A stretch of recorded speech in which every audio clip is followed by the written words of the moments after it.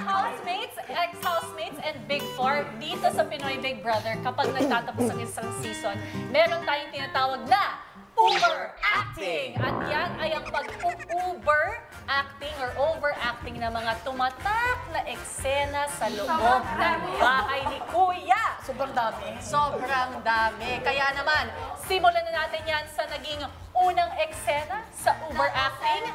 Housemates, watch this. Ang housemates ni Kuya, pinahahalagahan ang pagkakapantay-pantay ng bawat isa. Kaya naman may consensus na nagaganap tuwing may importanteng pagdedesisyonan. At nang minsang hindi nasunod ang sinang-ayunan tungkol sa pagkain, kaagad naman nila itong pinag-usapan. Hindi ko alam kung nag-guess nyo, pero didiretsuhin ko na yung about sa tocino. So, nilist down natin yung mga dapat bilhin, nag-agree lahat. But lahat ba tayo na-enjoy yung perks? Kasi it's the items na lahat tayo nag-agree to give out 500 each. I don't know yung reason kagabi bakit Ganun yung nangyari doon sa tocino tsaka sa hotdog. Alam naman kasi natin na iba gutom na talaga. Diba? At yun ang easy i-prepare, diba? Kasi lahat sobrang busy na talaga. So, next time, alam na natin. Yeah, pero may naisip kasi akong solution dyan. May better solution. Okay, okay. Kasi yung tocino, hindi siya madaling lutuin, di ba? Pero yung tuyo mas madaling lutuin. So may easiest way naman. Oo. Pero alam, gutom na ka talaga kayo, diba? Amoy tuyo na to, diba? Hindi, kung nagkamali okay lang. Hindi naman perfect eh, hindi perfect. Hindi perfect, di ba? Kahit matatanda, nagkakamali. Kahit yung bata nagkakamali. Yung mukhang matanda, nagkakamali. Kahit yung amoy tuyo. Amoy tuyo, nagkakamali. Okay, gusto niyo amoyin to? Amoyin mo nga. Amoyin mo nga, Patrick. Palakpakan mo natin si Bella yun. At syempre si Joby and Exo. Down pa. Pero eto na nga, bumalik tayo sa tanong.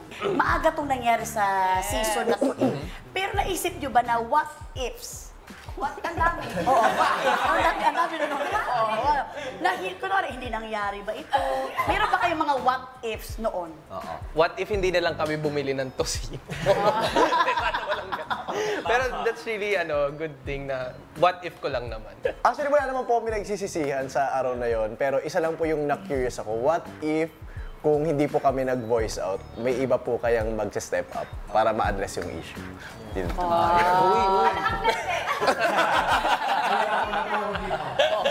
Pero syempre, Ang mas naapektuhan. ang attorney ng lahat, ng tocino, si Brick.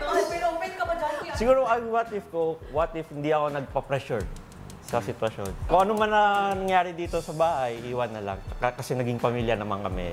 And of course, Dom, Pat, mag-tocino date tayo. Gusto namin yan! Tosilog. Tsaka kuan yun, one for the books yun, sa barkadahan ninyo. Oo. Kasi eto na nga, hangad namin na wala nang mag-aaway sa future para sa inyo, sa tocino na yan. Kaya naman, narito, may dala siyang regalo para sa inyo. At isa ito sa pinakakalaban talaga ng ating Big Four last week. Kaya naman, pasok ka na! Abangan nyo din, isa sa pinakakalaban nyo talaga last week.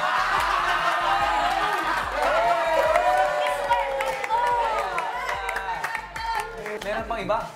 Ay, may letter. Sa big winner! Ang sabi niya? Bati na tayo, please! Big Four, pinapatawag nila ba si Mr. Carton? So napatawad nyo talaga si Mr. Carton? For me po, bati na kami. Okay. I forgive Pero you. bukod doon sa tocino issue, I think dapat hawakan to nila Ding Dong at Patrick. Yan. Para wala na tayong away sa tocino. Pakipasa. Ay, may bricks? May bricks? Yan, Briggs, tumabi ka kay Ding So Dong we at can- Patrick. Para magkaayos na. Yan! Actually, naiiyak kami nung nakita namin to.